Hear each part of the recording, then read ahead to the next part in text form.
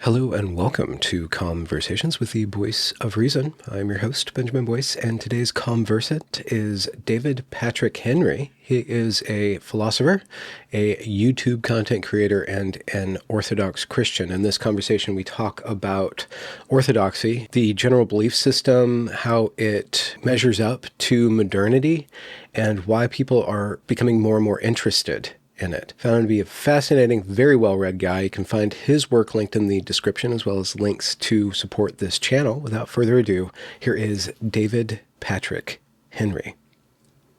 What's on your roster? Today, just getting some other work done. I'm from Indiana, so this weekend's the Indy 500. So we got a couple parties the wife and I got to go to. Oh, really? Yeah, it's a What, big deal here at least. yeah, what is it like? It's kind of like Derby Day, but more beer. Yeah, basically more beer, bigger race, more people. It's like I Wow. think technically it's the biggest sporting event in the world. It's like 350,000 people live. Wow. Did you ever race? No, I never raced. I've attended. Okay. No, no, no. Those are all professional drivers. You could be one. It's not that hard. You just need Right. it. Well, maybe it's kind of expensive.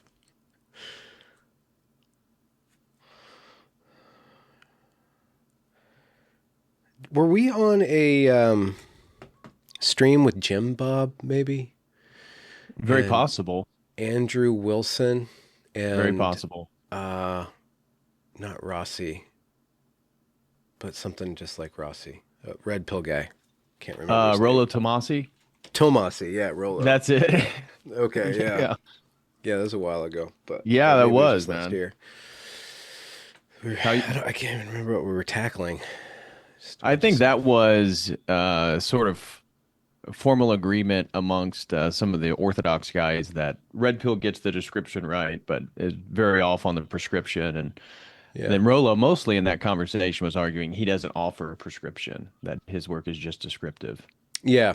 Yeah, we kind of got stuck up on that for quite some time. Yeah, good memory. Thanks.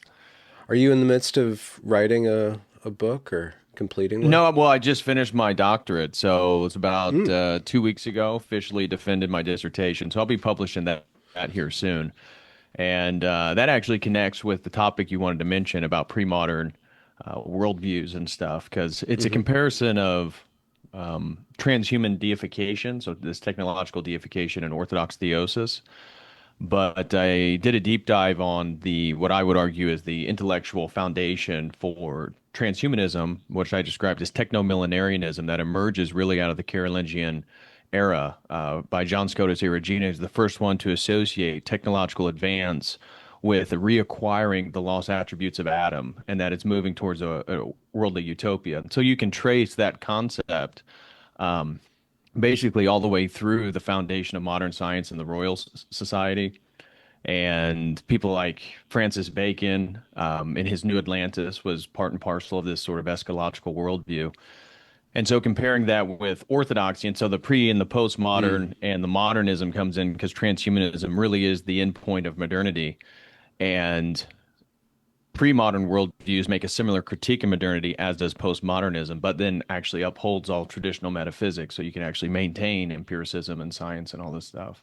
hmm hmm So yeah, my point in the paper is that there is an appeal right now between, the radical left is a sort of postmodern, the MAGA, technocrat, Zionist coalition is kind of the perpetuation of modernity and its preservation of it. So you get the woke right rhetoric, James Lindsay, Peterson, and then the emerging right wing that is so threatening is really they're escaping. Young men are escaping modernity by going back to pre-modern orientations, which includes paganism, Stoicism, Orthodoxy, trad Catholicism.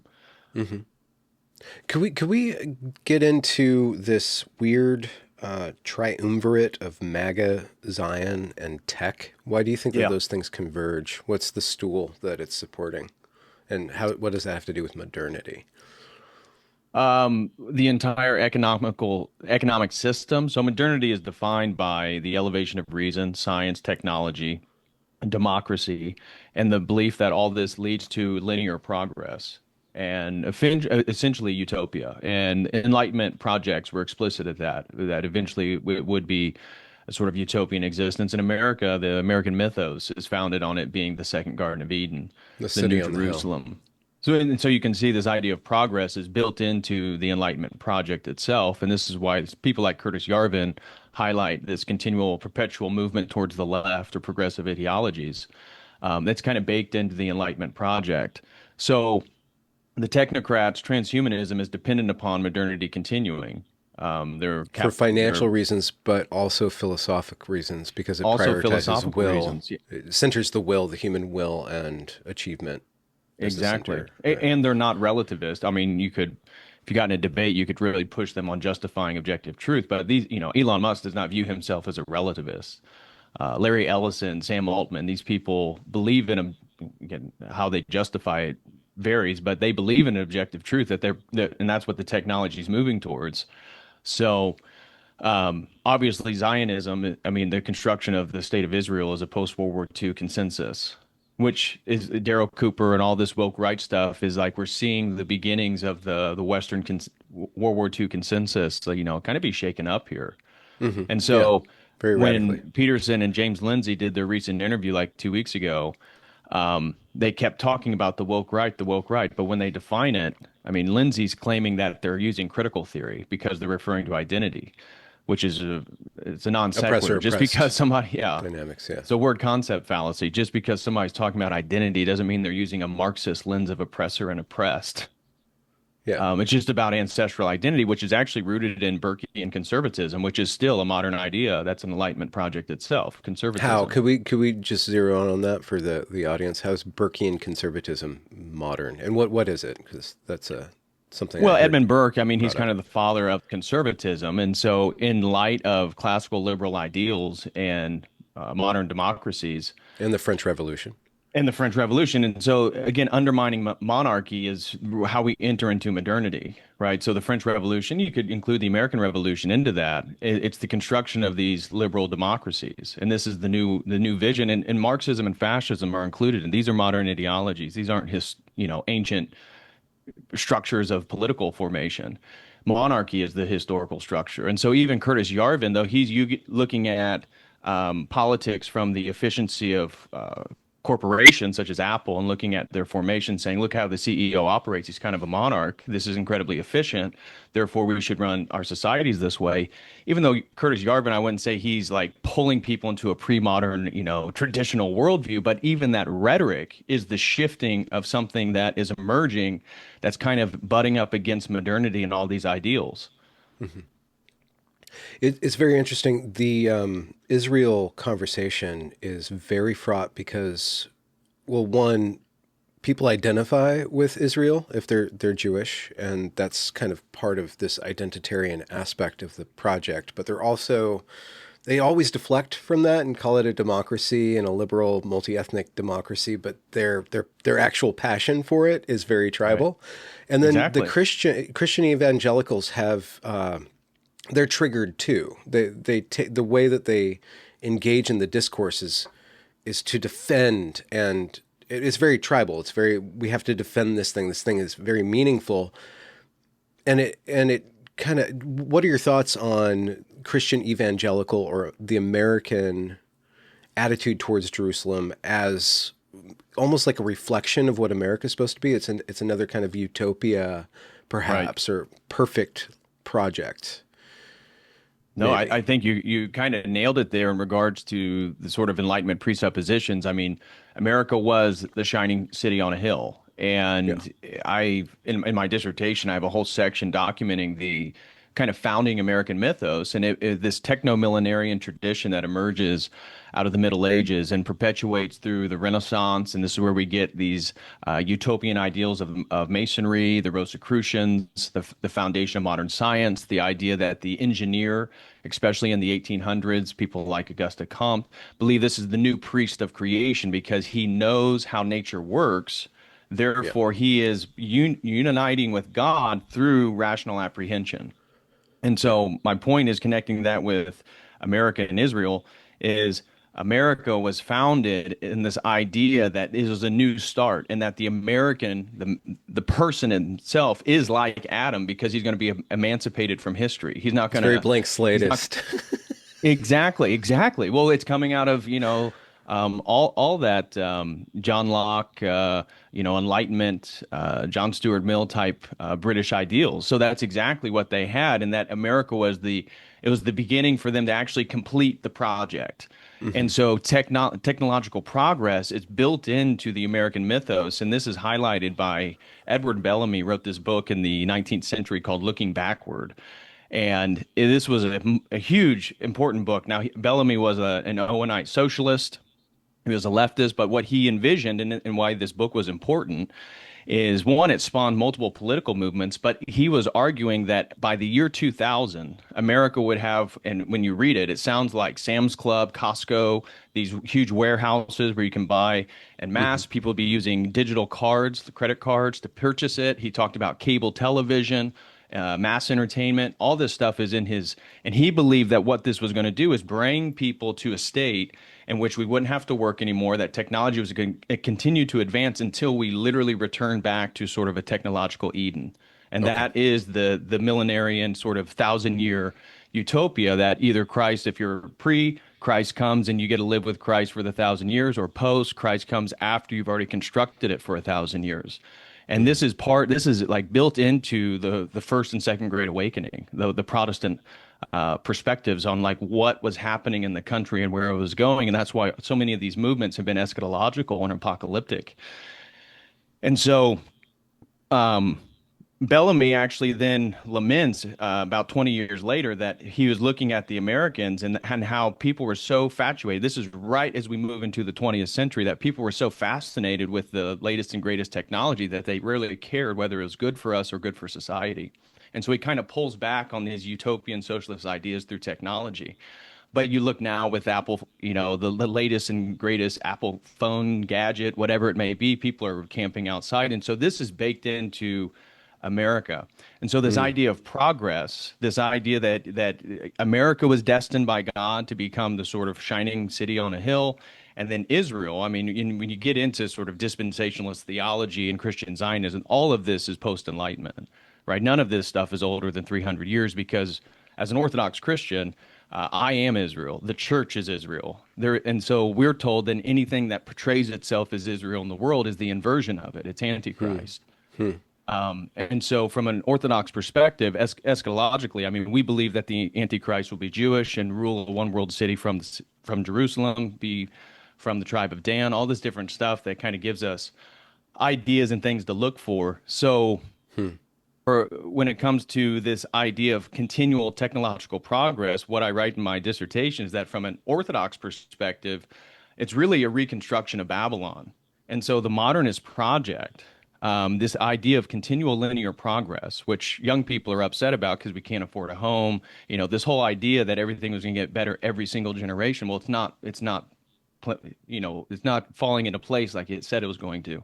And so Hmm. I think young people are kind of recognizing this and looking for something new. But the end point of modernity is transhumanism. And so this is really the reconstruction of the Tower of Babel at an ultimate global sense.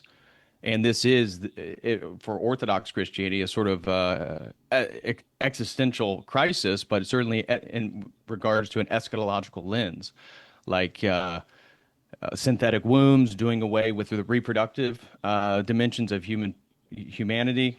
And so Israel and the Greater Israel Project, America and its technological technocracy and its envisions of fulfillment of modernity, these things do go hand in hand, and all of it is within the last 300 years regarding, Hmm. the history of intellectual ideas and theology.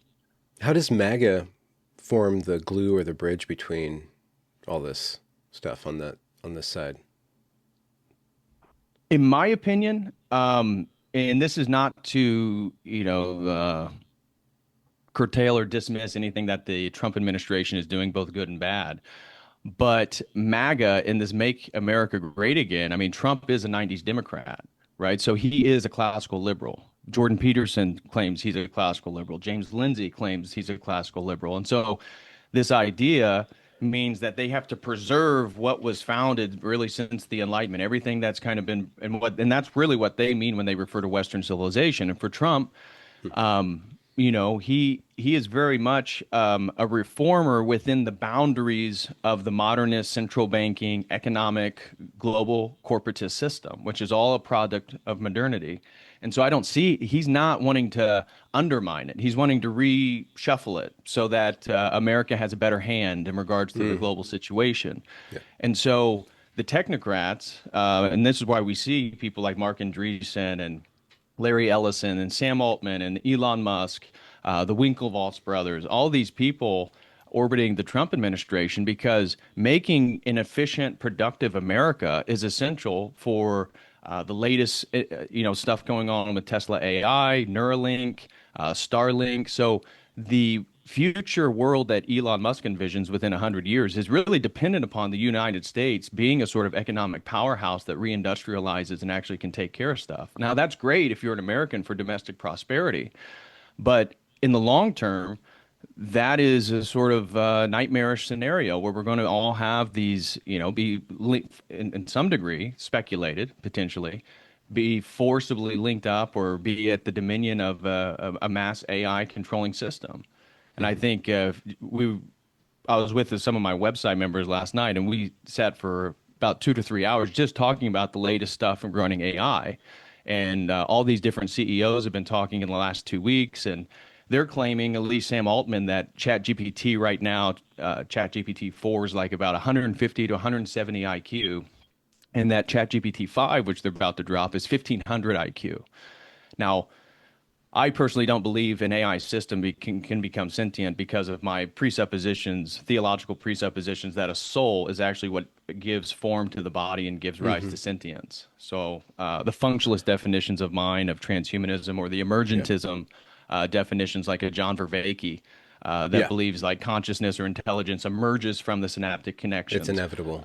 With All of this is a sort of evolutionary paradigm that I reject, but because of those presuppositions, they do believe that something that is purely just pattern recognition can somehow become sentient. I reject that, but I believe, from my perspective as an Orthodox Christian, that this is moving towards a sort of depersoning, and we're already seeing how technology is lowering attention rates, lowering IQ, lowering the ability to read. In fact, I recently saw something that was talking about how different periods in the Byzantine Empire and even pre-Reformation England had higher literacy rates, like tier 5, tier 4, tier 5 reading levels than contemporary 2025 America, which is, quite shocking. If we're living in this digital technological utopia, why are people so dumb? Why are we seeing that for the last 2 years, IQ levels are actually dropping? That's never happened before. So MAGA, and again, Zionism in Israel is tied with the post-World War II consensus and this entire modernist project. And MAGA is sort of the political populist force that actually gives rise to some voice of nationalism, which is not necessarily globalism.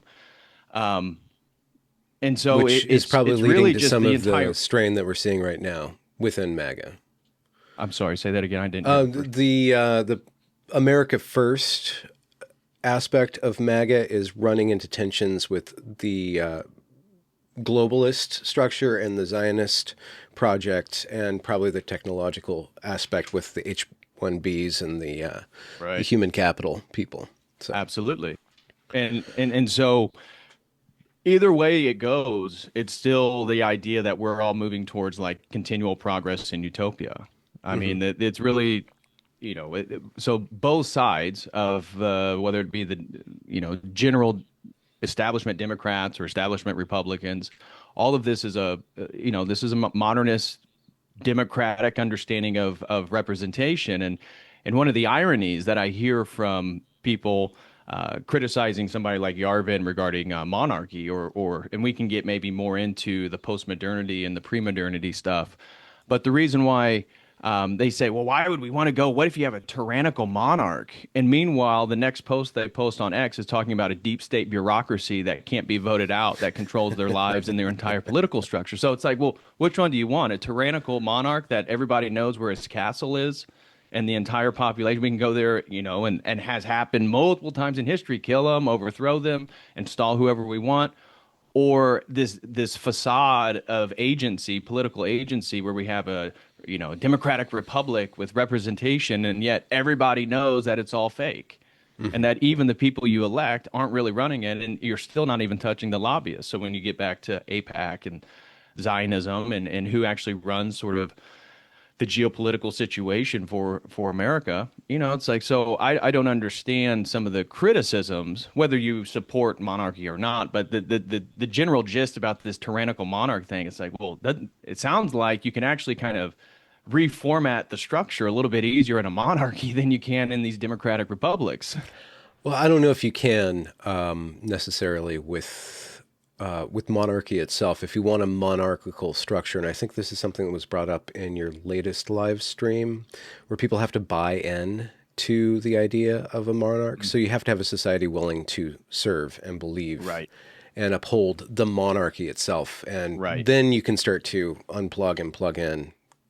And I don't know how you'd formulate that, like under what, like, is this a genetic monarch, or like some sort of IQ test monarch? Like how would you formulate that? It was another host of questions. Yeah, another host of questions. And Yeah. I was just bringing it up as more as a larger lens to analyze what's happening politically and culturally. Yeah. And wasn't trying to make an apologetic argument for monarchy. I Yeah. really don't see monarchy happening unless there's like a total collapse. Because that's very common too, is once something fully collapses, people tend to go right back towards a centralized power structure. And Well, even in so, times of and war, we go back to that. So that's exactly. why these wars keep on happening in a certain respect, because people want more power. Is it ironic or not that you criticize technology and the technocracy on the internet? No, I think that No. would be a low level of discussion regarding important topics. So, for an Orthodox Christian, technology doesn't have a will. Technology cannot be evil. Okay, The so only yeah, thing that, then the less jokey way of asking that is, what is your relationship to technology then? What is the proper function of it in your relationship to it?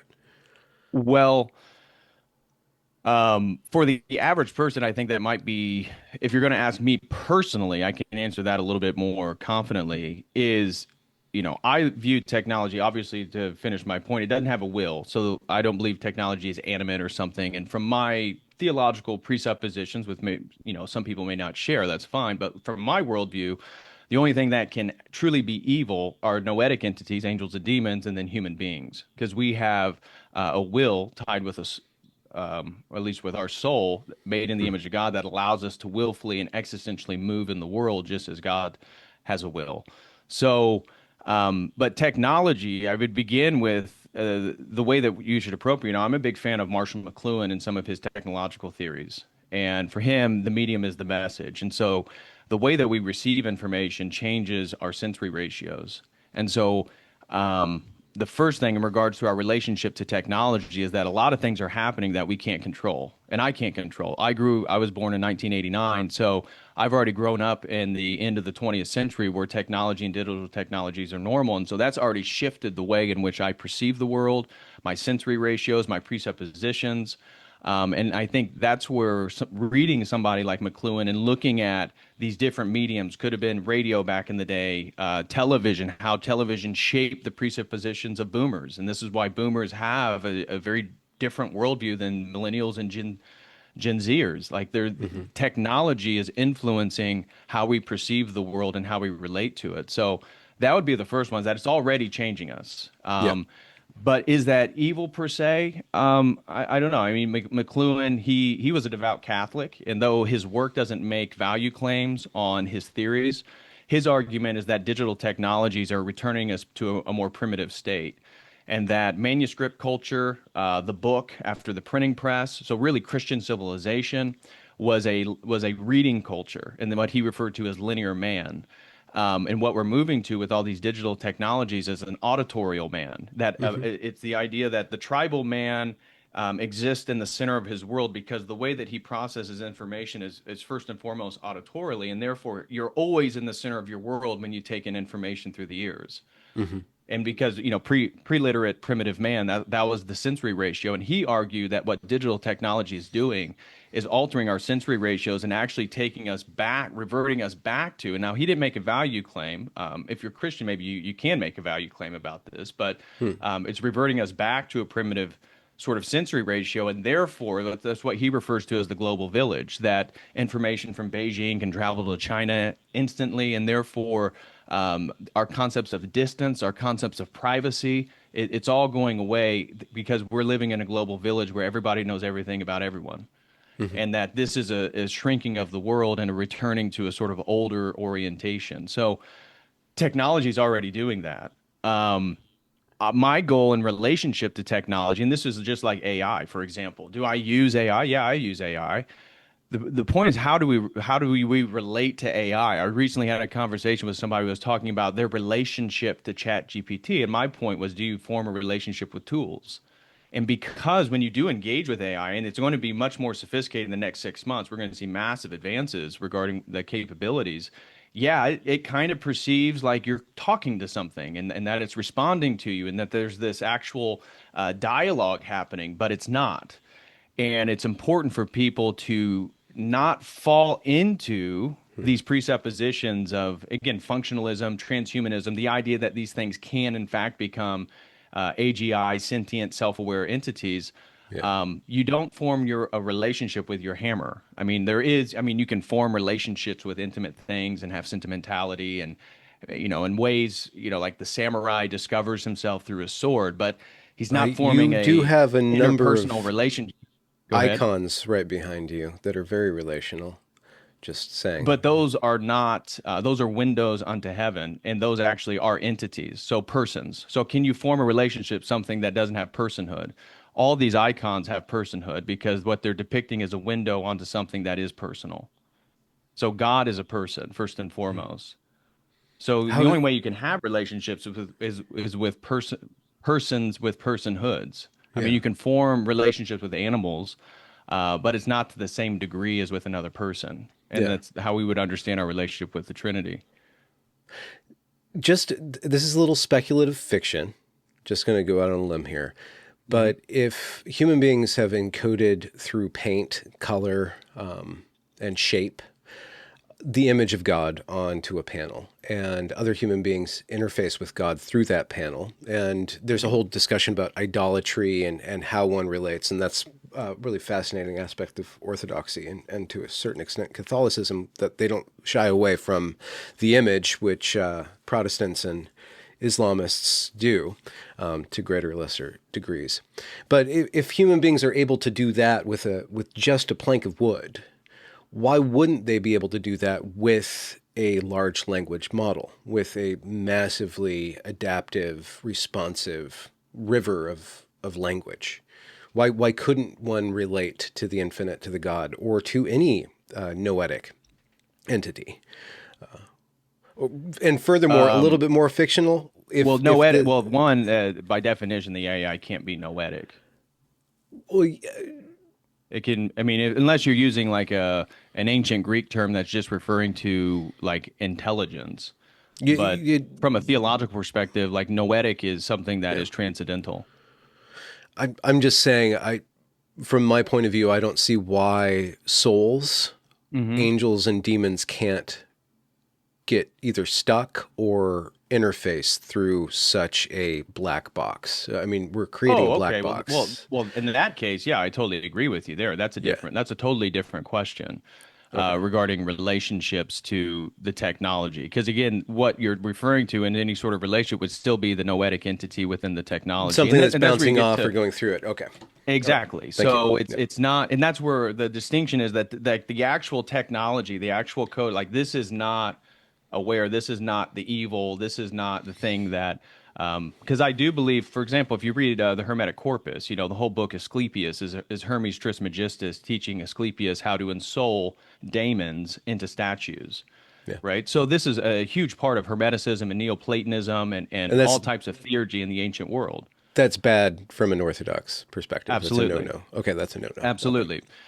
Because we do believe that you can do that. And that's where, and I've talked with multiple priests and clergy on my channel, We absolutely do in our worldview believe it's possible for an indwelling of a noetic spirit into something like the AI. Yeah. So that would be perceived as the sentience, if you will, Yeah. but they And don't then have a you could start body, to right? judge good or bad, evil or benevolent. Th You're saying that the noetic entity, Yeah, you'd be, yeah, but the technology itself is the neutral. technology Yeah. itself is not, it Okay. can't be bad, yeah, and Yeah. so. Um, Yeah, from Hmm. that perspective, I do believe that a demon, for example, could sort of take form within the technology itself, and that in a way, the technocratic infrastructure, I refer to it as the cybernetic skeleton of Satan, in the sense that it is leading towards a centralized control mechanism. And I believe that the Antichrist, this Hmm. is totally speculative. So this is not rooted within, per se, Orthodox tradition, although I brought this up multiple times. I believe it's very possible, it's potential, that the Antichrist will be a sort of transhuman figure that we hooked up to the AI that wins. Because right now we're in an AI race. And from everything that I've been reading, China is actually in the lead right now, and this is why the Stargate project that Trump invested in with Larry Ellison and Sam Altman and the CEO of SoftBank. This is why they put $500 billion because they want America to win this AI race within the next 5 years. Hmm. And this is for them existential because whoever wins the AI race is going to win the technocratic power control. And Hmm. so this is like the new Manhattan Project, if you will. Yeah. But my icons, I would reject the premise of the question framed it as that these are just pieces of wood with paint on them. And I Okay. would say again, my worldview is not modernist, so I don't limit the perception of things to rationalism, and that through a mysticism, these things are actually sanctified images that transport a window onto eternity. And so through these windows, I do form relationships with entities that are not past, they're still living. Hmm. So, and not that you have to adopt that theological No, paradigm, no, maybe no, no. totally It's disagree, but fascinating. I was just Yeah. rephrasing it. So I would reject the premise that it's just reduced to a reductionist, rationalist understanding of like paint wood and an image, like Yeah. semiotics or something. It's much more than semiotic. This is a mystery. Yeah. Just like the Eucharist or how we would understand life in the church or Yeah. sacraments. My stepdaughter, for my birthday, or maybe it was Christmas, she made an icon for me of Enoch. And Oh, but okay. with the note said, "Don't pray to this because it's not like sanctioned or something." She's Orthodox, you know. Oh, I'm that's like, cute. it was really cute. I'm like, "Don't pray to this." Okay, I won't idolize your I love painting. that. That's interesting.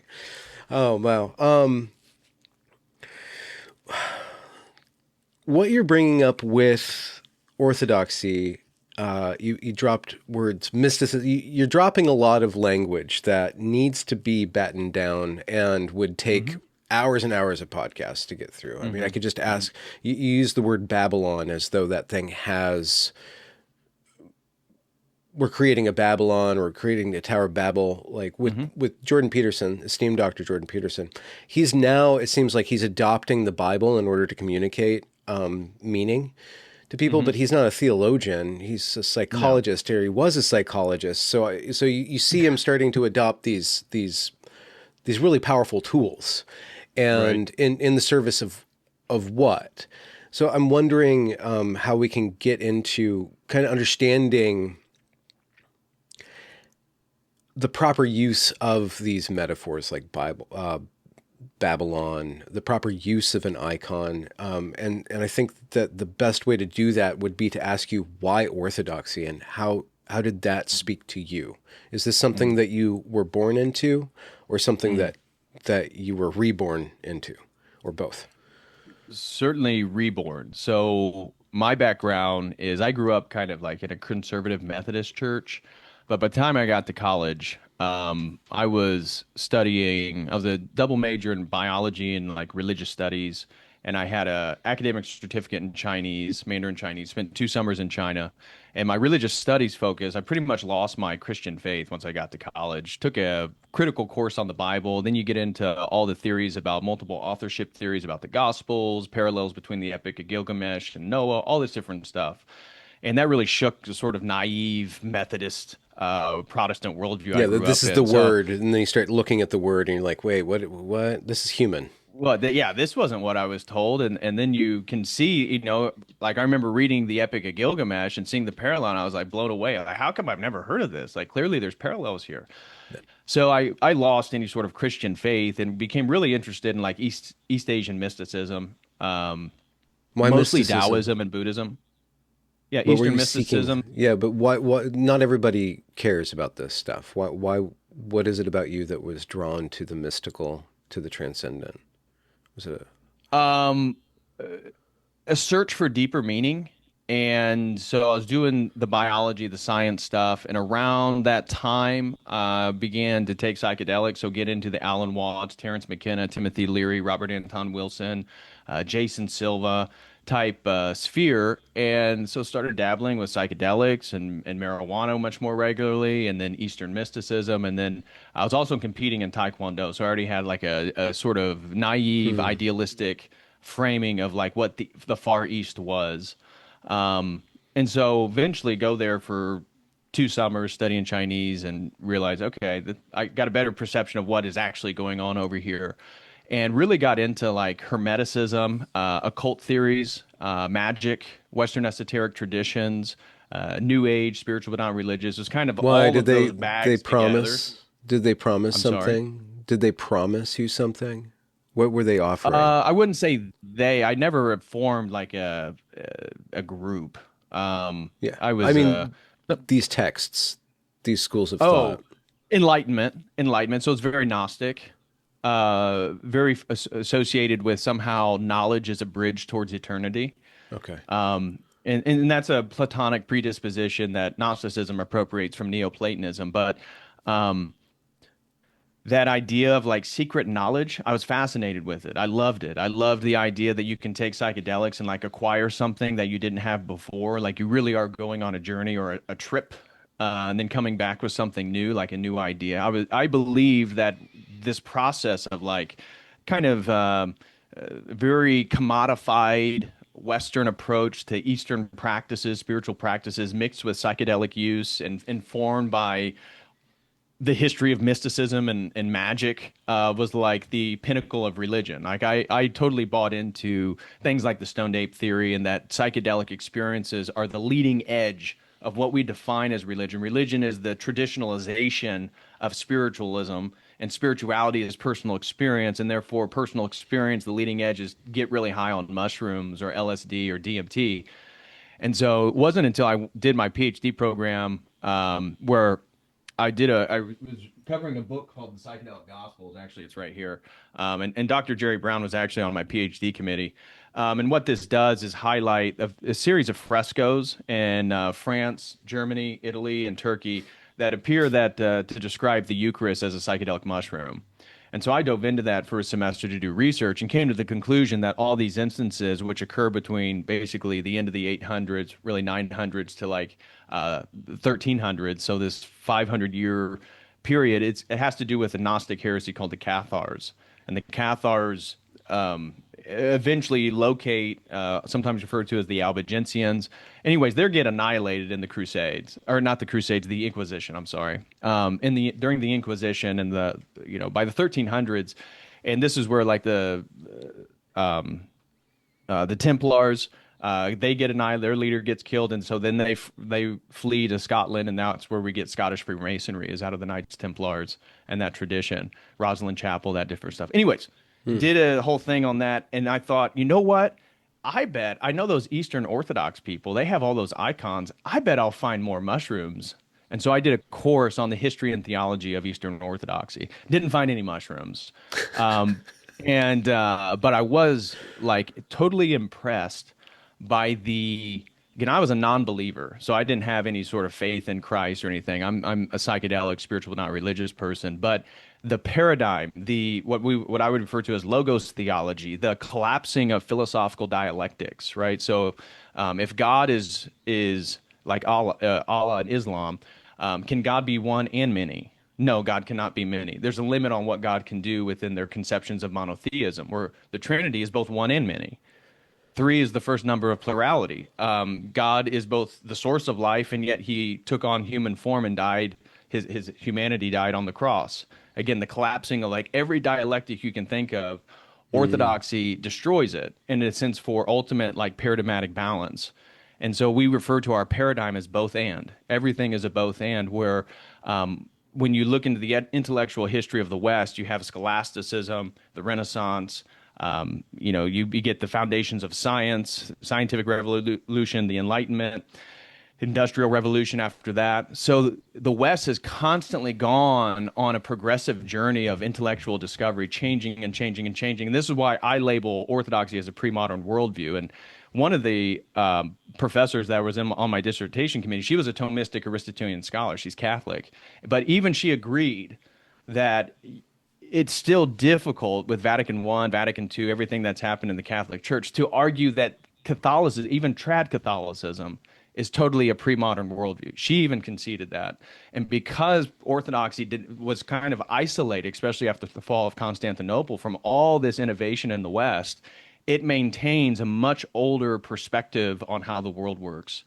And it hasn't gone into, like, it never fell victim to rationalism. It never fell victim to nominalism and competing ideas. I mean, after Kant, philosophy, the tension is between, do we use science and empiricism, or do we use phenomenology in the study of the self? How do we come to an ultimate knowledge claim? Well, Orthodoxy didn't fall into these camps that continually divide, and are limited by their own structures. And so once I saw all that, I was like, man, that is fascinating. I mean, the idea that spiritual warfare, I've never heard Christianity talk about that spiritual warfare is in the imagination, because these noetic entities, they are noetic. And what is the nous? The nous, the eye of the soul within the individual. Where is it at? Well, it's first and foremost in your ability to both think about the future, review the past, and be present.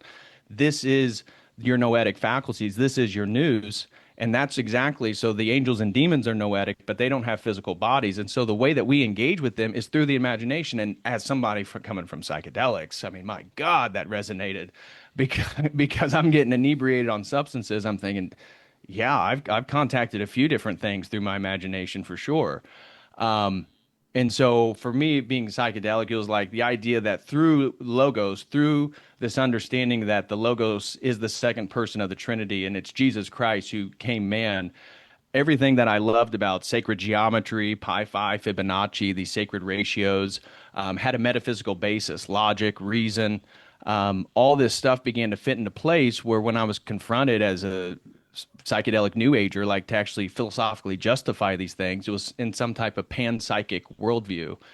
But the transcendence of the Trinity is a superior, in my estimation, is a superior worldview. And so for me, it was totally all this rational stuff. Like, it was not, I did not get into Orthodoxy at first due to some euphoric experience of ecstasy that I saw the light and I repented from my ways. It was a very slow journey that began through rational argument and me becoming convicted about, like, deep down, I really do think that's probably true.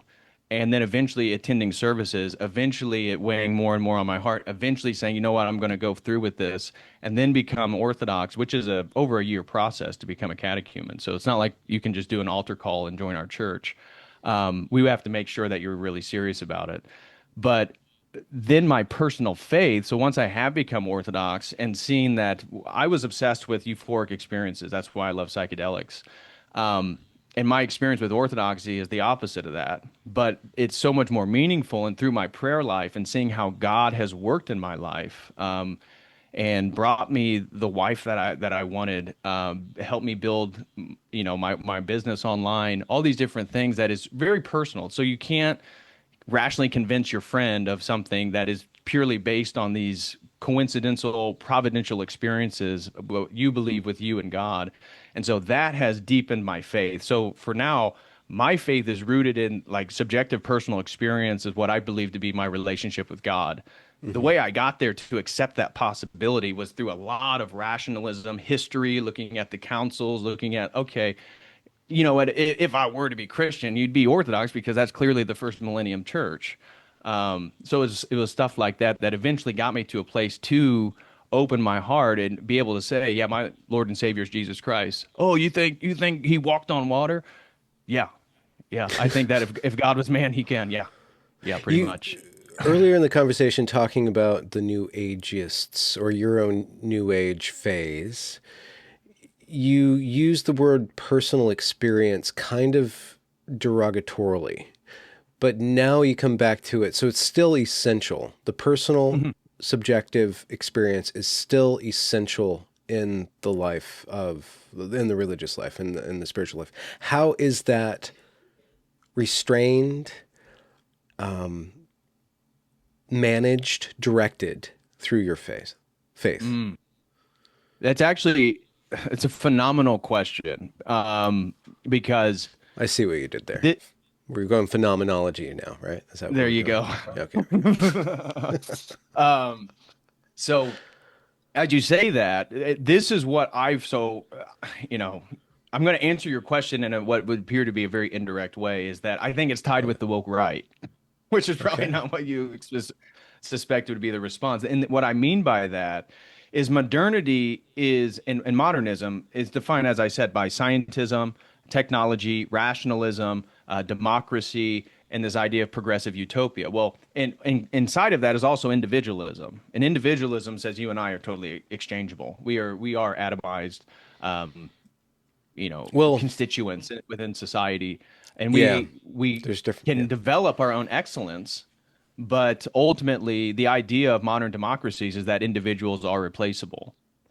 And this is why modernity has faced what's called the crisis of meaning that Peterson and all these people have talked about. The crisis of meaning has to do with the presuppositions of modernity do not, and this is why fascism is so threatening, is because it does tie racial and national identity to a modernist political formation. Yeah. All the other modernist political formations are trying to do away with that connection. Yeah.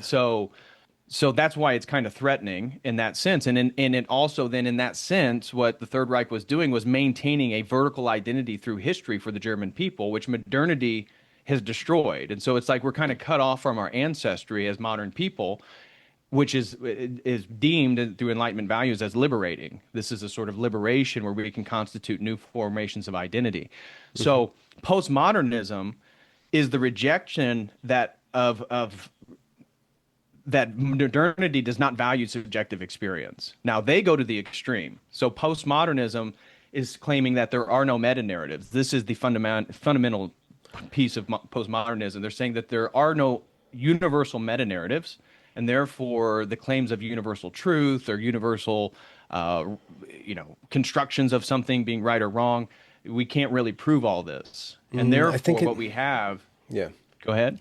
I think it might have to do with you say a crisis of meaning, like a dismantling of meta narratives. I think it all comes down to consent, and if anything that I do not consent to is oppressive and needs to be either dismantled or held at bay by another force.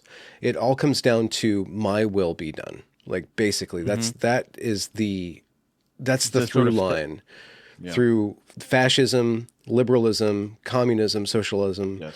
modernism, Yes. and postmodernism. It's all my will be done. Right.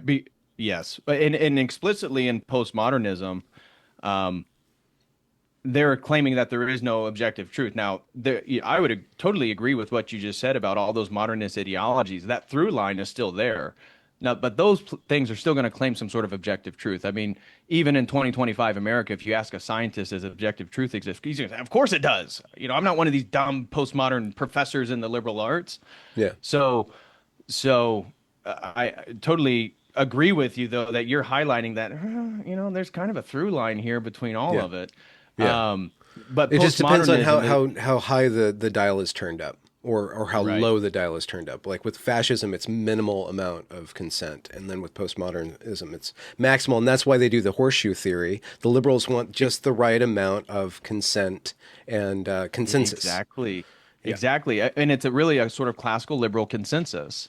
yeah, And that's exactly why they have this horseshoe theory. And that's why the Overton window is so thoroughly managed by the powers that be, because this is incredibly important, which ties back to the post-World War II consensus and everything that's going on right now. So postmodernism is the rejection of the idea that scientism leads to truth, the idea that technology is going to lead to utopia. These are meta narratives. So they say, out with all that stuff.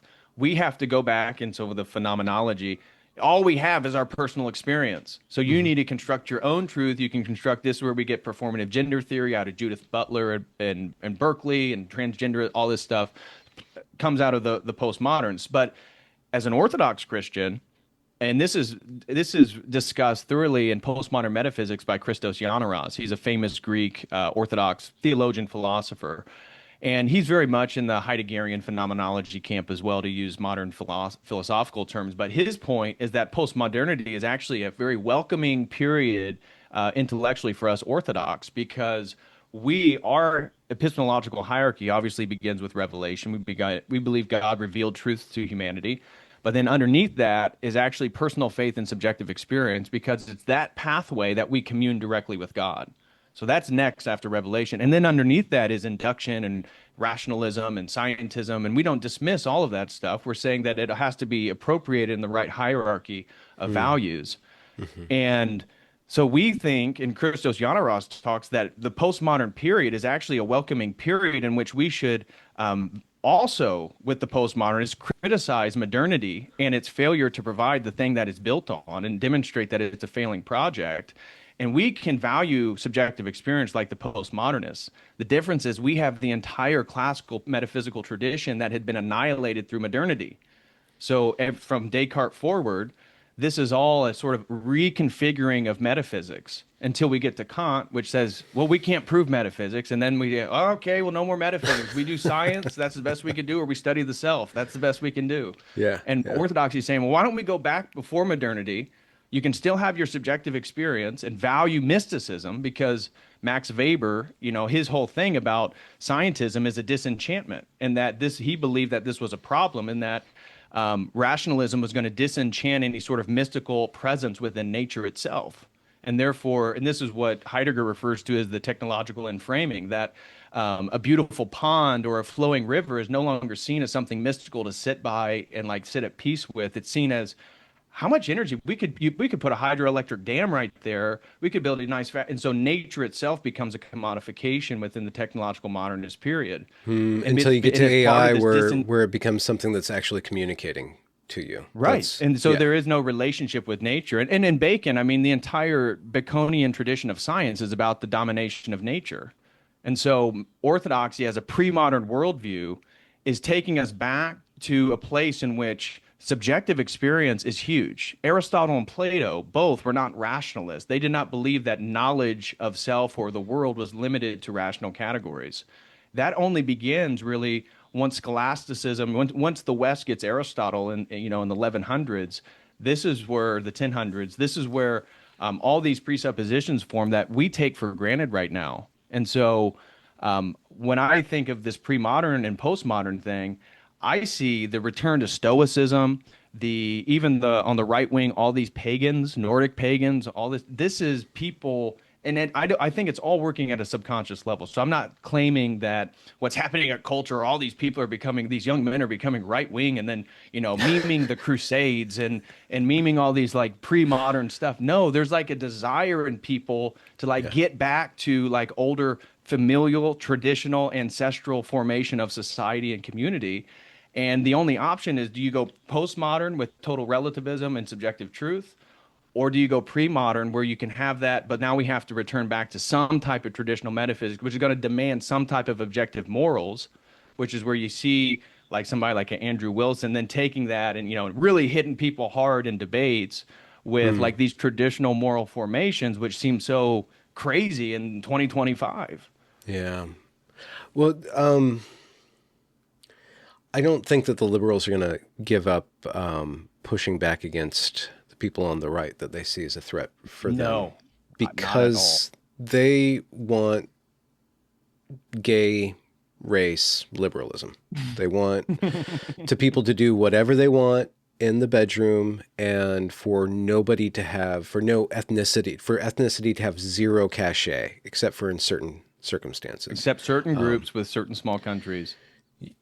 Yeah, or certain groups with certain morally valuable legacies, such as the slaves, right? So there's certain identity does have power, because the moderns, the rationalists, the liberals, they want to dismiss rationality insofar as they can control it, but it always is controlling them.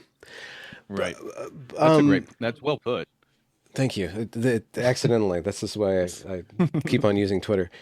But so orthodoxy cannot come into contact with modernity without modernity coming into contact with orthodoxy. Once this hermetic seal of being this far, like this far west, or no, I guess near east phenomena comes into contact with you Hmm. and your scholastic aptitudes and your culture, you're going to start to change it. And it's going to start to have a dialogue with modernity. And Hmm. this is a huge question. Maybe this is a question I can come back in 50 years to ask you about. Hmm.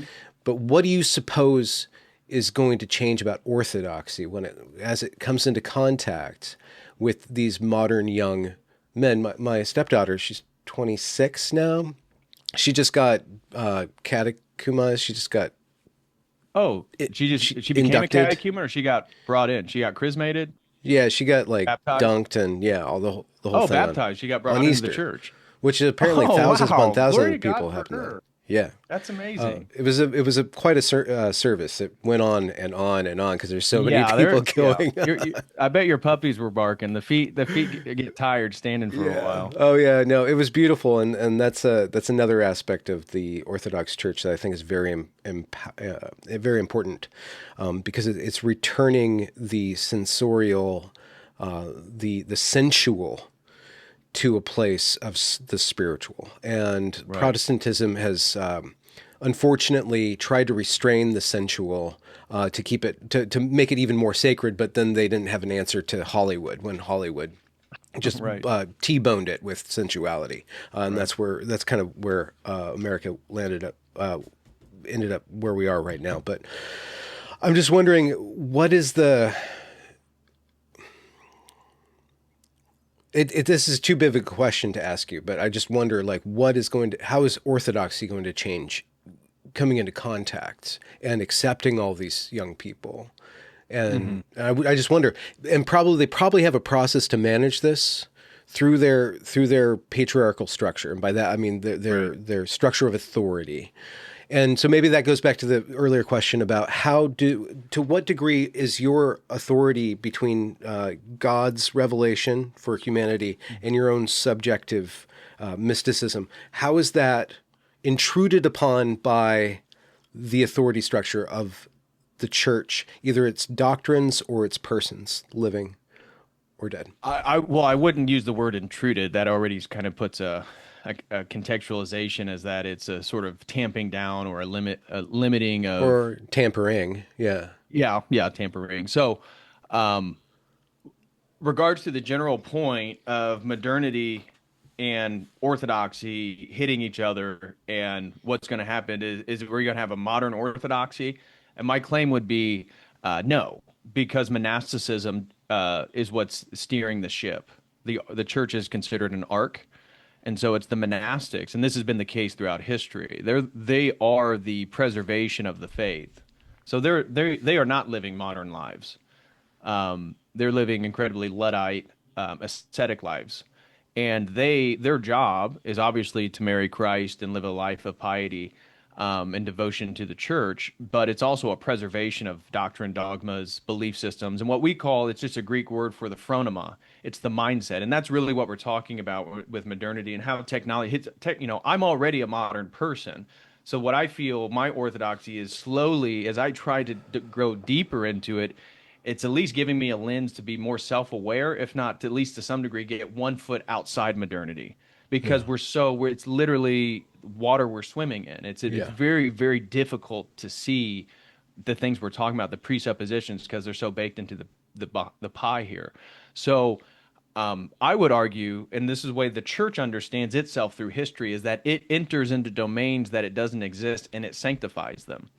But what it does is it takes on sort of new forms. It doesn't change any of the doctrines or dogmas or what we believe. This is why all the different dioceses, all the different jurisdictions and churches, we don't disagree on the theology. But when, for example, the Russians came to Alaska and converted the Aleut, the Native Americans, well, they learned the language of the people, they learned the religions of the people, and then they demonstrated the similarities of their worldview with Orthodoxy, and so that they could have build like intellectual bridges to it. It was a very different missionary approach than the Catholics. The Catholics forcibly convert people and they forcibly fed people Latin. So it's like when you converted to Catholicism, at least let's say in the context of the Americas, the Huh. individual had to conform to Catholicism. Yeah. Orthodoxy came and conformed to people's cultures, and in a sense, what Yeah. we consider it sanctified it. It re-alters these native traditions and puts it into a sort of Orthodox frontum, an Orthodox lens. Yeah, and that explains why we moderns are so damn anti-authoritarian, because we're responding to the way in which Catholicism managed authority. In many ways, yeah, and even the papacy itself, which Hmm. Orthodoxy. So we have hierarchs, we have patriarchs. We consider the Pope a bishop, but we never believed in a centralized, infallible person that spoke ex cathedra, and it was the vicar that is sitting in place for Christ until he returns. Hmm. That's not Yeah. um, the full Petrine papal theology. That was never part of the church until the schism, and so. Orthodoxy believes that it was intentionally built to be hierarchical but decentralized. So it's multiple hierarchies. And the idea is that even though, and this has happened multiple times, certain hierarchies may become corrupted because even the highest bishop in the Orthodox Church is a sinner, and he can certainly say things that are totally wrong. We believe that the Holy Spirit will always preserve a section of the church that maintains this historical traditional faith. And in many instances, dioceses and jurisdictions that have gone in error slowly but surely return back to a point of correctedness and maintain our unity. So we believe in a sort of decentralized unity. It's called a synodality. It's a Sounds like synod focused. sounds like Bitcoin. It kind of, but we would say that's why it's beneficial is because the structure of the church reflects reality in the way that things could be most efficient, Yeah. right? So we believe that what the church is doing is building upon a blueprint that God has already put forth in creation. Yeah. So Yeah. we have to have hierarchy. We have Yeah. to have a guy at the top of the hierarchy. Yeah. But a way that we can preserve falsity is to have multiple hierarchies of equal worth and make sure that if one's in error, we still have three, four, five that are saying the right thing. And eventually the one in error, because it's harder for the one to go to eventually, if it is in error, it's going to be harder for it as history goes on to make the case when we have four or five other jurisdictions of, since the time of memorial saying, no, that's never how we did this. Yeah. Wow. And Yeah. Yeah. where Catholicism is not defined. So the difference between the Catholics and the Orthodox is a term to define correct. So we believe we have the correct faith, and Catholic means like whole or universal. And Yeah. so we would Universal. argue that the Catholic Church was more about being the universal church and less about being the correct church. Yeah, it's hilarious. I mean, it's mostly word plays bordering on would you call it, the fallacy of when you name something the Word same concept word. fallacy. Yeah, word concept fallacy, but Yeah, so the much same. of the down the like the oversteps of the West, you can hear in Catholicism's formulation of hierarchy, of universalism. Now we're dealing with universalism. Now we're trying to save the world. Like Right. our Protestant need to save the world and to end hunger or whatever. Like the way that we Right. think about solving the world. Yes. Because it nests authority closer to man than to the patterns by which God would express authority Right. No, through but you're nature. hitting on a huge point that differentiates the beginning points of Orthodoxy and all Western thought, but we can just focus on Catholicism, is that the Western thought typically begins with the abstract. So, in regards to theological terms, so if we're going to criticize like Thomism, they begin with the essence of something, and we have to define what the essence is and all. Where Orthodoxy, because of this, what we would call an onto-relational paradigm, which is pre-modern, it focuses on persons. And so if you want to be virtuous, you don't fight for social justice. Where is that? Is it in the room with us right now? You help the person in front of you. That's the Yeah. only way you can be virtuous. Yeah. And so it always begins with persons and like the Yeah. particular. Yeah. It begins Or with personhood. It's not focused on the abstract. We get to the abstract by focusing on the particular. yeah. And so the beginning point of our worldviews are diametrically in opposition. And this is what, to your point, this is why globalism, this is why all this universal rhetoric, I mean, that's how you begin the conversation in the West. Through You the want to talk about, oh, you see the Constitution. homeless man on the street, and then you talk about, well, it's the global poverty, Yeah. and What then do you we do start about the talking about these homeless? abstract, Yeah. yeah, Yeah. Yeah. Well, a couple of points. So during my stepdaughter's, what is that ceremony called? baptism, Baptism. yeah. They had like 30 converts or whatever the word is Oh, called. wow. And so he was doing the same thing over and over. The priest was doing the same thing over and over and over again. And I'm like, okay, I've had enough. I'm just going to Yeah. go sit. I found a little library and I picked up a book about psychotherapy from an Orthodox perspective. And it's really interesting because he was talking about, there's diseases of the mind, there's diseases of the heart, there's diseases of the spirit. And one thing that struck me was that it wasn't offensive, but it would be a hard sell because he was putting like only God can fix you ultimately, Hmm. but he was putting the process of being fixed on repent and Hmm. come into contact with your sin. Like Yeah. really look at that and feel how bad that is. The only way to get away from it is to actually look at it. And Right. I'm wondering about the process of purification that you've gone through your Or faith. tempting. Yeah. Tempting to go through.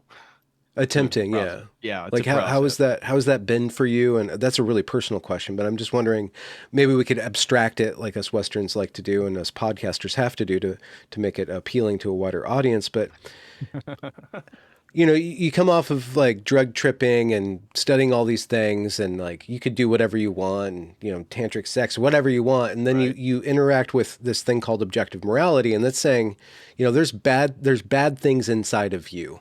And in Right. order for you to follow through on what you want, you have to let go of these things. And then you start Right. doing that and you're like, and it's like almost tearing these tumors out of you with your own hands. I'm just wondering, Yes. how has that been for you and how do you It's see that difficult. changing you? Yeah. Yeah. It's difficult. I mean, and that's so we believe that as a therapeutic process. And so, I have a few books on like, here's patristic psychology, stuff on psychotherapy. And so we believe that virtue, or what we would consider, so like if you had to define our ethics in regards to secular philosophical terms, we would describe it as a therapeutic ethics, which would be very different. So Hmm. our understanding of sin Not is not psychological, legalistic. therapeutic. Right. We don't understand sin as a legalistic transaction in which a remedy has to be of equal merit for you to be then like get back to baseline. This is kind Yeah. of the presupposition of certainly Protestantism, but aspects of Catholicism as well, but Hmm. definitely Protestantism. Um, we believe that sin is a corrosive element is separating you, and that you really need like a therapeutic healing. And all of us have to go through this. And we believe that this is a personal engagement with what we call the uncreated energies of God.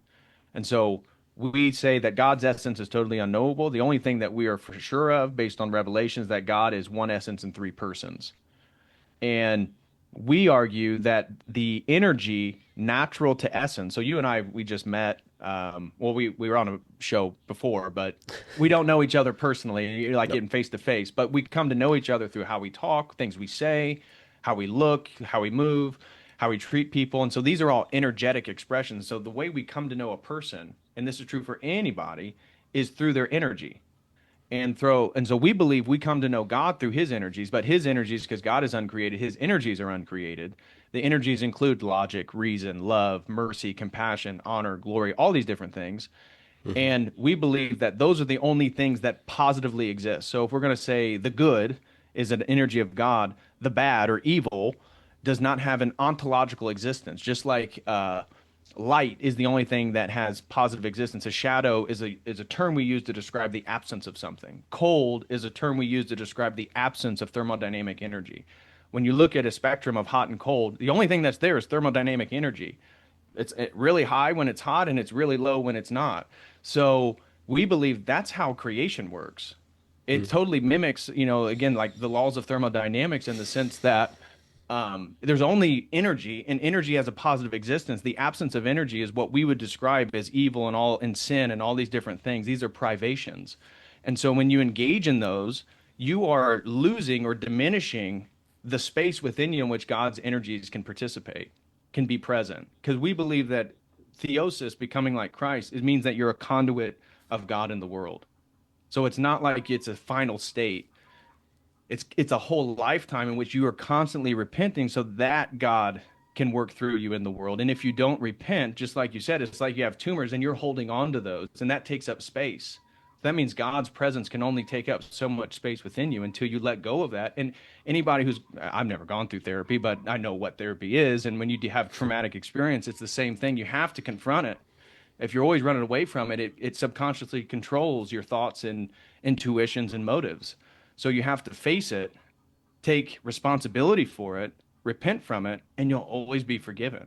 Mm. But just that is still very, very difficult for people to want to do based on things that they've done or things in their heart that they desire.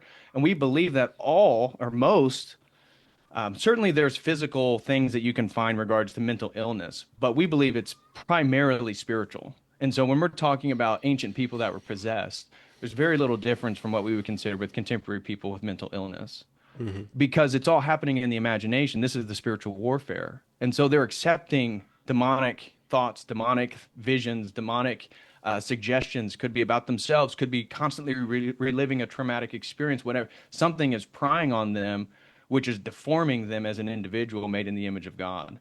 And the only way to overcome that is through a recognizing this therapeutic ethics, a repentance, and then a participation with the energies, which is present in all the sacraments. So when they go and take communion, that is filled with God's energy. But then re-establishing your alignment and trying to be a conduit for God. And that is every single day, because every single day we're falling short and doing stuff and saying things that diminishes God's presence within us. And so Hmm. that's why, as Orthodox, we believe you can lose your salvation. We don't believe you can do an altar call in 1986, live a debaucherous life, and then be like, yeah, well, I'm still going to heaven. No, because this is a dynamic, energetic process. We take it Yeah. very seriously. And the only way Yes. that you live for eternity is if you're filled with eternal energy. So when you die, Yeah. you really don't die. Yeah. No, that makes perfect, absolute sense. Aligns with my understanding so far as I have any understanding of the spiritual life. It was funny, though. It's a little funny, though, that when we were talking about technology, you say you don't have a relationship with your tool. But when we talk about spirituality, if you want to be an instrument of God, you have to allow God to have a relationship with you, right? So But he's a person. God But has a he's a relationship person. with you. But Well, yeah, I'm but not a what is that? tool, and he's not a tool. You're not a, He's not inanimate. but He's you, an. okay, Go ahead. I'm I sorry. guess the metaphor falls down because, if you're to be an instrument of God, you need to have a relationship with God, or God, you need But to that's between allow two. God to That's have, between two people. yeah. Right. I What mean, does that again, tell my us about claim is what a the AI person is not a is? person. Yeah, but So what does you're that tell not us about what a person is? What is a person? personhood. We believe is what we get with a soul being made in the image of God. So humans are the only thing with full personhood. Hmm. We're the only thing that can actually be virtuous. A lion or a dog cannot. We cannot consider it virtuous. It can do bad things, Okay. but it has no level of virtue. It has no level of existential will in which it can willfully do something that's in opposition to its biological necessities, Okay. right? So we have a unique, again, rationalism is part of our personhood. We're rational. That's where the West focused that we're rational agents in defining the self. So Hmm. the point is that personhood in humanity is unique. It's not, maybe we can see diminished aspects of it in the animal kingdom, but they are not fully persons per se. This is where, again, Christianity would break with any sort of paganism that would make the claim that animals are persons or that they Hmm. can participate in reason or anything like this. We would say, no, they can't. And therefore, therefore, us being an instrument to use that language, I could just say a conduit. A conduit doesn't necessarily mean an instrument. A conduit is just a passageway in which something can funnel, and that's Hmm. God's energy. Hmm. So to use a different term, I'll just say that we are then conduits of God's energies into the world. And this means that we then participate with God in creation. And that's why we have an essential role, that it's not something that God is just, and this is why repentance. So, like the end times, for example, we believe as Orthodox that it's not set in stone. It's not like God wrote a date per se in stone, even though he's outside space and time, so it's already happened, right? It's kind of psychedelic in the sense that if he's the Alpha and Omega, he already knows the day of the last day. But Okay. we believe the day that is the last day is determined by the repentance of people. And so you and I and nations, this is why we believe that your ruler is totally dependent upon the morality of the people. Like God allows you to be ruled by who you like the value of you morally as a society. God allows those people to rule over you. The Hmm. only way to change that is by the people themselves becoming more righteous, Hmm. more Yeah. pious, and more virtuous. And by doing that, they're going to make the right choice because they're going to be filled with God's energies and they're going to be able to make better discern. They'll have more discernment to make the right choice. Hmm. And so that's how we view history. And so the coming of the Antichrist is the coming of, that's why it's called the great apostasy, is that history is getting people to move away from a true faith and adopting and putting faith into a system that's ultimately depersonalizing or moving them what they perceive to be progress, we perceive to be as a dehumanization or a de-evolution. Hmm. Or, Yeah. and that's where we would have very different approaches to this understanding of like the singularity. Uh, so we wouldn't, you know, I don't believe that, like I said, the AIs are going to become sentient, but their eschatological framework, transhumanism, is ultimately eschatological uh, theology about machines. Hmm. And we would say what they're building is for us the thing that's going to try to enslave everybody. So we have all these prophecies from saints in the 70s, 80s, and 90s warning us about mRNA vaccines, vaccines that would change your DNA, warning about technocracy, about the digital surveillance of money and commerce, and about how all these things are going to set the stage in the 21st century. And a lot of these, they were dead before the 21st century, but they were saying this is what's coming in the 21st century, guys. You have to have discernment. And when they're not telling you, to go run into the woods right now, but at some point, guys, there's going to be a line you can't cross, and you have to like at least become more conscious of what's happening right now. And in 2025, now we have AI. I mean, now we're in a state of technological development that this stuff is here. CRISPR is here. Neuralink healing blind people is here. Neuralink hooking up paraplegics to the computer is here. A total technocratic opportunity is here. So this is where it's very different. We believe that there's been antichrist. There's a spirit within history. So Hmm. Nero or Napoleon. Um, but the only difference is now we live in a globalized world. So in the perspective of Marshall McLuhan, now we're in the global village. So now this is very different. If we're going to, again, talk about eschatology, at least we exist in a period within history where now things are more probable. I'm not telling anybody what's going to happen or when, but at least it's probable now Hmm. because Hmm. we live in a state where everything's interconnected and it's global. Hmm. That gets back to, well, it kind of forms a bridge to what I was asking earlier about Orthodoxy coming into contact with modernity, Western modernity. You brought up a tribe up in Alaska that Hmm. the Orthodox adjusted their message to. Is there a cyberpunk Orthodox church on the horizon, do you think? And what would that look like? I don't know about that. But there's certainly, and again, this is where, so to take your question and be more specific about the engagement of orthodoxy in the modern world, St. Paisios, for example, he was one of the great men talking about prophecies regarding technology and warning about the things I just mentioned. Yet at the same time, he says the internet is going to bless the Orthodox Church because it's through the internet. And he advocated for people to adopt the internet to spread the message of the Orthodox Church. And he believed that this was going to bring about a great um, Resurgence conversion or, in the yeah, West, conversion, yeah. particularly in the Western world. Hmm. That's my point about the Orthodox Church does not believe that technology is bad because we're using it right Yeah. now. We're on the Yeah. internet right now. I do, stuff online. The church is doing stuff online. Multiple parishes are putting their homilies and their liturgies online. and so technology is neutral, but the will that is in creating and informing the technology is not neutral at all.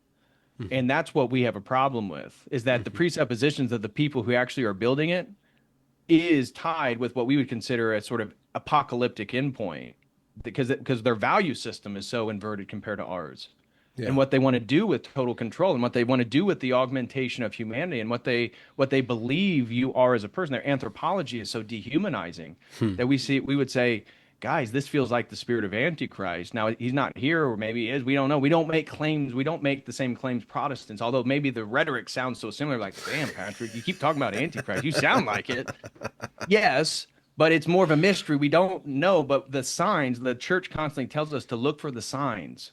And Yeah. the big one for us is Israel attacking the nuclear facilities of Iran, which, again, for the last year, but especially the last few weeks, everybody's been saying. And we believe, and this is based on prophecy and some of the wisdom of the saints and contemporary elders, is when we see Israel blow up the nuclear facilities of Iran, this is the first domino of a great world war. And our saints are saying in the 80s, it's going to be Iran, Russia, and China versus the U.S., the EU, and Israel. And that's how the world's going to begin to be divided up over this great world war, and it's going to occur around Turkey. So the war is going to be in the Levant and in Anatolia and in that region. But the What do first you do thing with to this see, information? I'm You just sorry. like what do you just get your MRE packs? Like what are you supposed to do with this information? Like The idea is prophecy. just to watch out. Watch out. Okay. Keep your eyes out for the day that Israel bombs Iran's nuclear facilities. That this is the first domino. So that's the idea. Was we're just supposed to keep our eyes out for it, and Okay. that's what's been happening for at least in Orthodoxy for the last 50 years. Is that all these prophecies that are just signs? We don't give a Hmm. date. They don't say when it's going to happen. They say, for example, credit cards. Saint Paisius was talking about the credit cards before they became like totally universal. Um, that these are signs. Just look for it. Look for the digitization of commerce. Look for the doing away with cash. Look for forcible medical procedures. These are things that they tell us. These are signs. So that's where I say it's a little bit different in the sense that we're not giving specific dates or times or names and claiming, oh, Donald Trump's the Antichrist, like what was it, like Donnie Darkened on X. Like, no, well, first of all, from tradition, from the apostles, the Antichrist has to be Jewish. I mean, maybe Trump's secretly ethnically Jewish, but I'm not sure. So I don't see how that is Okay. and he's going to rule a one world kingdom from Jerusalem. I'm not seeing Trump doing that. I've seen speculate Elon Musk is the Antichrist. We don't do that. We're just saying that the saints, and we believe that these people are closer to God. Again, they're conduits. So the message is it's not the same thing as Scripture. Hmm. They're just warnings. They're not to be taken like super duper literal. Yeah. They're to be taken as signs to look out for. And It's what's not like a crazy is Dan you Brown look for the novel last 50 going on years, so over many there. of them have occurred. Yeah. Yeah.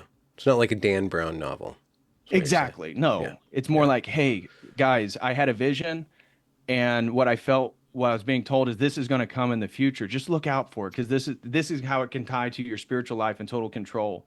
And Hmm. this is why it's deadly for us. And this is why the church needs to, a big advocate like Paisios was that people have gardens, because as long as you could grow your food and you have water, to not really worry about this stuff. Because for Orthodox, eschatology is not supposed to be anxiety provoking.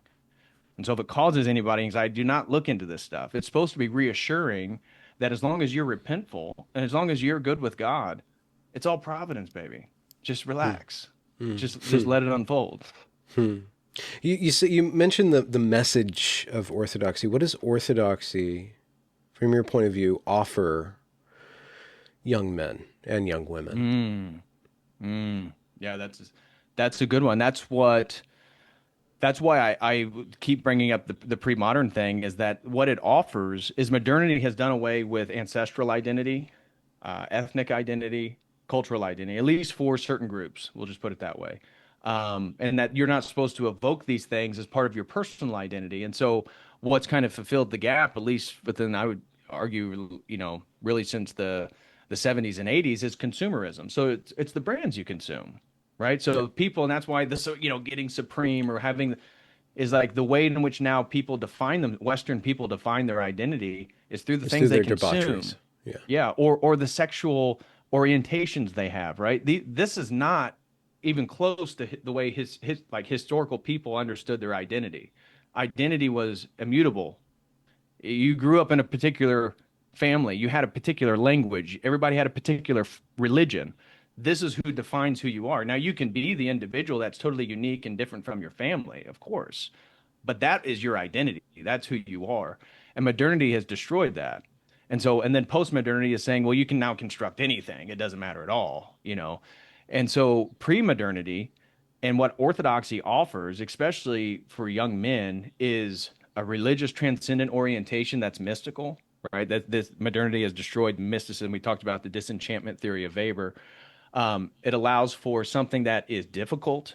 Men need a challenge. One of the reasons why men are so Hmm. low in attendance in regards to Protestant churches is because it's emotive. They find it effeminate worship. The idea that you go there and you listen to, you know, the rock band and people cry and throw their hands up. This is an emotive. This is a pursuit for like an ecstatic experience. And Orthodoxy would say, you go to one of those services. Well, imagine somebody just won the lottery and then somebody just lost the love of their life that's been married for 60 years. Can both of those two people go to a rock band worship service and worship God? Of course not. But if they go to an Orthodox liturgy, Hmm. because it's the real thing, it doesn't matter what just happened the day before in your life. You can come there and worship God because it's of its serenity, of its purity. And so we Hmm. would say that's how, you know, if you're gonna true worship is a place for everybody. And so the person mourning and the person celebrating can be in the exact same liturgy and both feel God's presence Yeah. and attend to their personal needs. So it allows the identity with historical tradition. And Orthodoxy values nations, right? So we have the Bulgarian church, we have the Greek church. Our understanding of race and ethnicity is that God created multiple groups. Therefore, you cannot be an Orthodox Christian and have any sort of supremacist ideas about race. You can certainly believe that IQ maybe vary based on, you know, these things are provable, but if you then limit the person to IQ, which we see a lot going on right now, you've totally dehumanized them and you've limited them to pattern recognition, and therefore, based on that Hmm. definition, you're playing with the AI because now you're equating the AI as a person As because God. that's what Yeah. that does is it's a pattern recognizing Yeah. system. Yeah. Yeah. So, so we recognize that race and ethnic groups are diverse, that they're beautiful, and that these things need to be preserved, and that if all of them adopted orthodoxy, orthodoxy would go into their cultures and sanctify it and allow them to present back a unique orthodoxy that is indicative of who they are, Hmm. a fullness of who they are.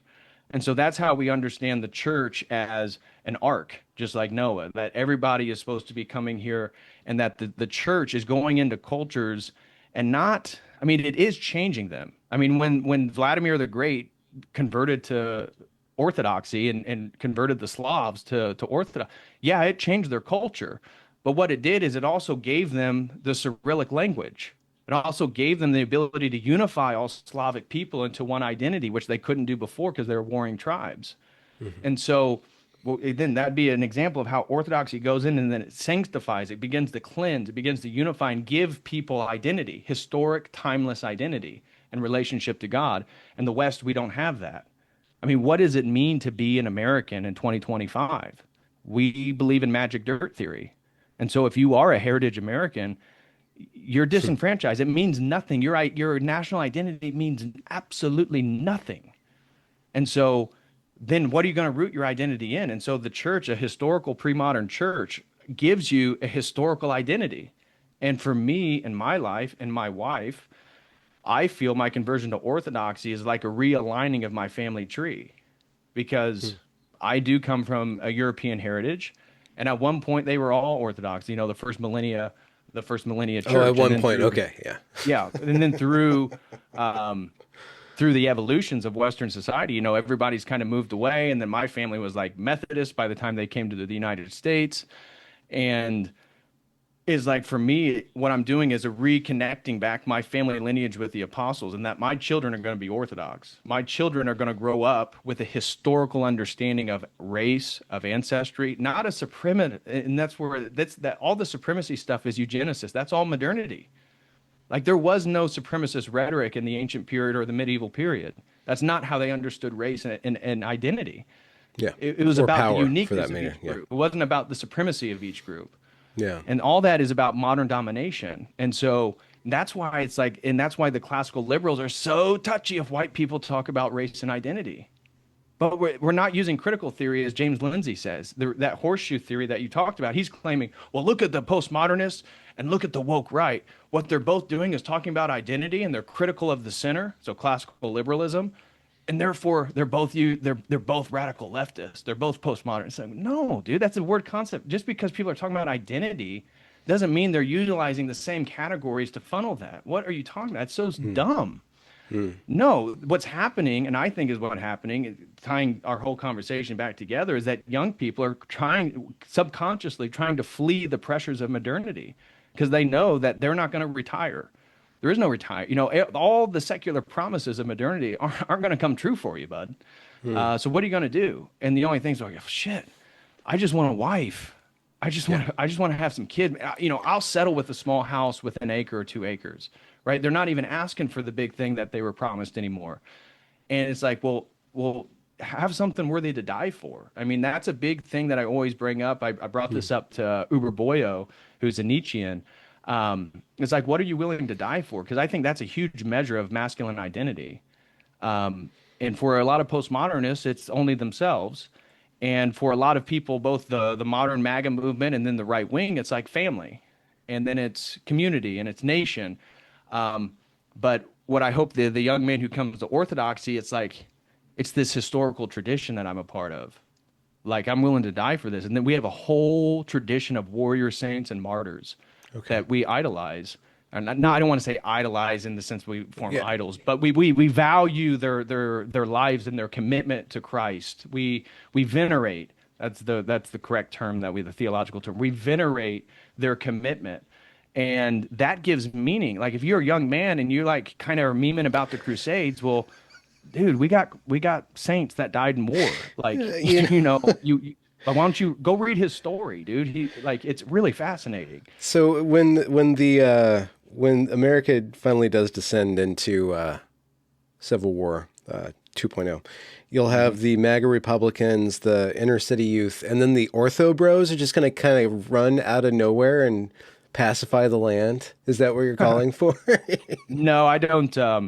I mean, in regards to like future projections of Orthodoxy in America, I mean, obviously we're growing the fastest rate that the Orthodox Church has ever grown in America right now. And from one of the recent things that I read is it's one of the fastest, what we would, they call denominations, the Pew Research. We wouldn't consider ourselves a denomination, but obviously within the secular rhetoric of Welcome to the West. demographics, the Orthodox denomination is one of the fastest growing in the United States and really the Western world. So Britain and Germany is seeing the same dramatic increase of people converting. So this is a Western phenomenon. It's not just an American, and Canada too. So this is not a American phenomenon. I would say in America, religion is a little bit more celebrated than in places like Germany and Britain right now. I mean, unless Yeah. you're Muslim. Yeah. But I don't see but the West. I don't see the West pulling through what's happening to it without a religious resurgence. And right. my intuition is that I don't think it'd be Orthodoxy alone, but Orthodoxy has could potentially have a very large part to play in directing the souls of the youth or the attention of the youth in the right direction, because that's what the real battle is. All this culture war stuff, the real battle is for the hearts and minds of young men, and facilitating harmonious relationships with young women, which is the other part of the question. What does Orthodoxy offer women specifically? Let me come just Okay, yeah. put Finish. Yeah. a little end point to what you just said, and then I'll come back to the women. Yeah. So in regards to the future of America and Orthodoxy, we see continual growth. The parishes, almost all parishes, are seeing unprecedented number of catechumens and baptisms. Does that mean that Orthodoxy is going to become the official religion of America in 50? No. No, we don't have these grandiose. Is it going to become a monarch? The Byzantine monarchy is going to be reborn in the mid. No, no, that's not going to happen. Um, but what we do see, to your point about sort of we do believe we are going to become a significant cultural force in America. And according to the prophecies regarding this great world war that maybe or maybe not we're on the precipice of, America has a civil war. So this is what is prophesied by multiple saints, is that America, there are no Chinese or Russian soldiers on the American landmass. So we are not invaded by a foreign power. How America crumbles is through internal conflict, a massive civil war, cultural war within the United States, and a cataclysmic geological event. Maybe it's the volcano in Yosemite. We have no idea. I'm just throwing that out there. I'm not Okay. even saying the Saints never said Yosemite or Yellowstone. They never said Yellowstone. But I'm just saying like something massive, geological, happens, and that is going to like shake the entire nation and bring it to its knees. And they say that a lot of people are going to perish during this period, but it's going to be a purification because this is how God purifies. He always brings suffering, but Yeah. at the through those who survive through the suffering are purified through it. And according to Saint Paisios and Elder Ephraim, and Elder Ephraim was a Mount Athos monk who came and established like 20 monasteries. So the big monastery, St. Anthony's in Arizona, he founded all these. And he did this because he had a vision of what was going to come to America. And he wanted to establish as many monasteries as possible because throughout history, it's monasteries that preserve civilization. So like when Western Rome fell, it was the monasteries that preserved Latin and like Western heritage. So he believed that the same thing was going to happen in America.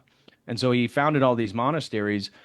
So we think after this great world war, Orthodoxy is going to have a golden period around the world. It's going to be through it catalyzed through technology and the ability to spread the message.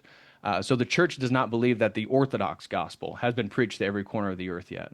Therefore, until that happens, the full apocalypse or end time can't yet occur. So they say that a large section of Americans are going to become Orthodox, and that America, after this purification process, is going to be the most religious and pious nations on all of Earth, and it's going to set. It's going to be a reconstitution of American identity that's going to be much more intricately relinked with Christianity than secularism previously. So that, and I would imagine that's going to include Catholicism and Protestantism, but those are going to be much more traditional because of what everything's going to go through. Hmm. So that's what the saints speculate about the future of America. In regards to America women, what? Go started ahead. as a very pious country, and it's the whole woke thing, the woke classic thing was an expression of our piety gone terribly off the mark. But it's Hmm. all basically religious piety. Yeah. So women, And that's where and that's where my argument for the American experiment, it was able to thrive during those, really the earlier years because it was homogenous in regards to general Protestant Christianity. So everybody was on the same ethical playbook, if you will, yeah, generally speaking. And yes, I'm aware of the slaves, and yes, I'm aware of the different variations of European identity, but we're pretty homogenous as a European country. Now, again, even if you're German, you had German American, a hyphenation, yeah, right? There was still this understanding of the heritage American as the British man who yeah. came and colonized and was always here. That was the American. And so I lost my train of thought. We were talking about We were just America. talking about the piety and the resurgence Oh of yes, so American that's why the piety. Yeah. piety and what so Peter Berger, a famous sociologist in the 20th century, he referred to as the sacred canopy. He said that every group of people has a sacred canopy that unifies all people. And so you have subgroups within the group, but you have a sacred canopy of shared cultural heroes, shared cultural narratives, shared cultural values. And he argued in the 60s that this was already tearing in America, that people were living under now new sacred canopies, different sacred canopies. There was no canopy that unified all people. Yeah. And I would argue that at least that early American project, there was one sacred canopy. And yes, people were immigrating from different places, but it worked. Now they want to say, well, look at Ellis Island. What's wrong with all the Haitians and all the Guatemalans coming here? It's just like Ellis Island. It's like no, these are different canopies. Like these are different foundational presuppositions of how society works and how you participate. And those, there's never been an instance in history where that works out well. And in fact, there's never really been an instance in history in which you have groups that speak different languages living close to each other that don't have conflict, because language is a huge thing about identity. Hmm. And so this idea, well, we'll Yeah. just make America like Spanish and English. Well, Yeah. you do that, and it's going to Yeah. bifurcate, and you're going to have Yeah. you're going to have even more intense war. Yeah. And that's where making English like the official language, like that's good if you want to create some type of general harmony with all these variety of groups. That is like a foundational thing you have to do. Yeah. Germany already does that. Yeah. Yeah. So, so in regard to that early project, it's like we live in a different context now globally with multiculturalism that we just America be the thing it was 150 years ago. It just can't. And Yeah. then the question is, can modernity still persist? Can the presupposition still create the utopia it promises? And I think the young people are saying, clearly not. Well, the amount of anxiety from the liberals around that would say that they're probably losing their grip. They're losing their prestige, and you see a lot of kind of flailing or boomeristic moral positioning. But we'll see how it goes. But the energy is still, we're Americans, so we're still going to try to be cool. Cool is still cachet. I mean, that Right. word is a really old word, and a lot of words have come and gone, but cool still has importance as a way that America kind of operates transgenerationally. And so, Right. And that sense of like, again, you can critique individualism, but part of being American, and I notice it myself, is like the valuing of individual agency. yeah, So now, again, I think that's kind of muted through like this idea of the democratic political process. I mean, I don't know how much agency we really have in that, but my internet went down at that point in the conversation, so that's all there is. You can find links to David's work down there in the description, as well as links to support this channel. And if you don't mind giving me a like and a sub and help me get up to that darling sterling 100K YouTube subscribers. Not that it means all that much, but it would still be kind of cool to eventually get there sooner rather than later. Have a good night.